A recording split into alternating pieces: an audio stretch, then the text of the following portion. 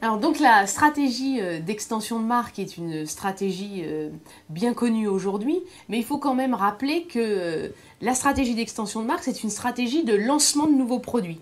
Et ce qui a tout changé, c'est avant, dans une entreprise, quand on lançait un nouveau produit, la dernière phase, on se demandait, bon bah, quelle est la marque que ce produit va porter. Aujourd'hui, on est vraiment sur une autre logique, on a des marques fortes dans les entreprises, et à partir de cette marque, on se demande eh ben, quels sont les autres produits que je vais pouvoir lancer avec cette même marque pour la dynamiser et pour la vitaliser et pour qu'elle soit pérenne.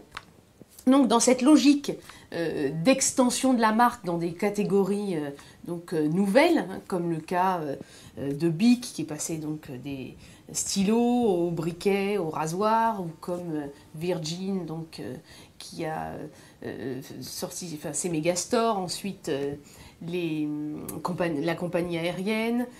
Donc tous ces cas montrent qu'aujourd'hui toutes les entreprises mènent ce type de stratégie. Mais il y a quand même aujourd'hui des leçons à tirer de cette stratégie.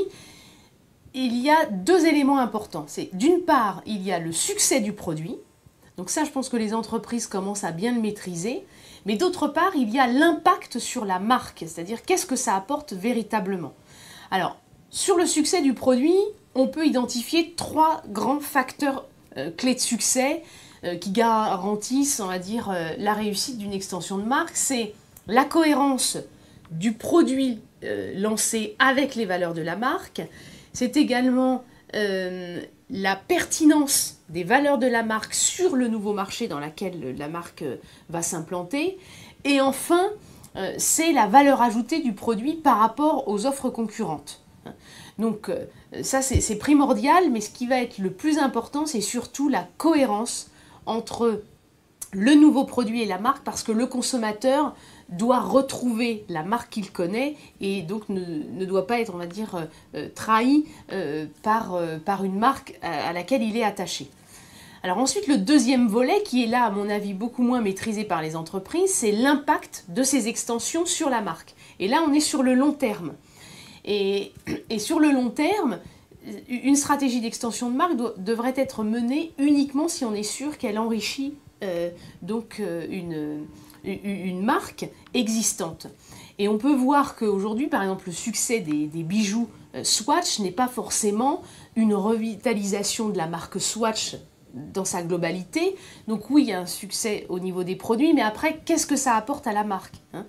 Et par ailleurs, on se rend compte également que des échecs d'extension de marque n'ont pas nui et n'ont pas dilué l'image de la marque. Par exemple, le lancement des scooters Renault, même si ça a été un échec, la marque Renault n'a pas subi d'impact négatif.